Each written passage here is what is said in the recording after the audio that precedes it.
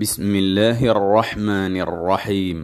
മുസ്ഹഫിലെ ചിഹ്നങ്ങൾ ഭാഗം 9. മുസ്ഹഫിലെ 15 സ്ഥലങ്ങളിൽ കാണുന്ന ഈ ചിഹ്നം കൊണ്ടുള്ള ഉദ്ദേശ്യം ഇവിടെ സുജൂദ് ചെയ്യൽ സുന്നത്താണ് എന്നാണ്. സുജൂദിനെക്കുറിച്ച് പരാമർശമുള്ള ഒന്നോ അതിലധികമോ ആയത്തുകൾക്കു പിറകെയാണ് ഈ ഓരോ ചിഹ്നവും വന്നിട്ടുള്ളത്. സുജൂദിനെ പരാമർശിക്കുന്ന പദത്തിന് മുകളിൽ വരയിട്ട് അടയാളപ്പെടുത്തിയതായി കാണാം. ഇവയിൽ സൂറത്തു സ്വാദിൽ വന്നിട്ടുള്ളത് ശുക്രിന്റെ സുജൂദും ബാക്കിയുള്ള 14 സ്ഥലങ്ങളിലേത് തിലാവത്തിന്റെ സുജൂദുമാണ്.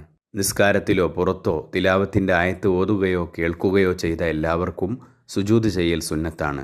പതുക്കെ ഓതുന്ന നിസ്കാരങ്ങളിലും മഅ്മൂമുകൾക്ക് ആശയക്കുഴപ്പമുണ്ടാകുമെന്ന് ഭയക്കുമ്പോഴും തിലാവത്തിന്റെ സുജൂദ് നിസ്കാരം കഴിയുന്നതുവരെ പിന്തിക്കൽ സുന്നത്താണ്.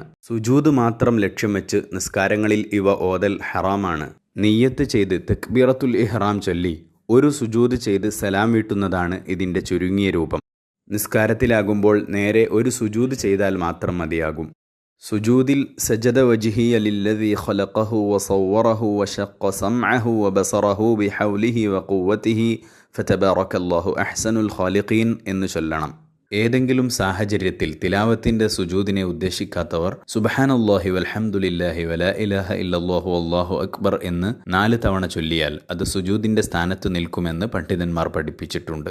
നിസ്കാരത്തിൽ ശുക്രിന്റെ സുജൂദ് ചെയ്താൽ നിസ്കാരം ബാത്തിലാകും എന്നതിനാൽ സൂറത്തു സ്വാദിലെ ഭാഗം ഓതിയാൽ നിസ്കാരത്തിൽ സുജൂദ് ചെയ്യരുത്.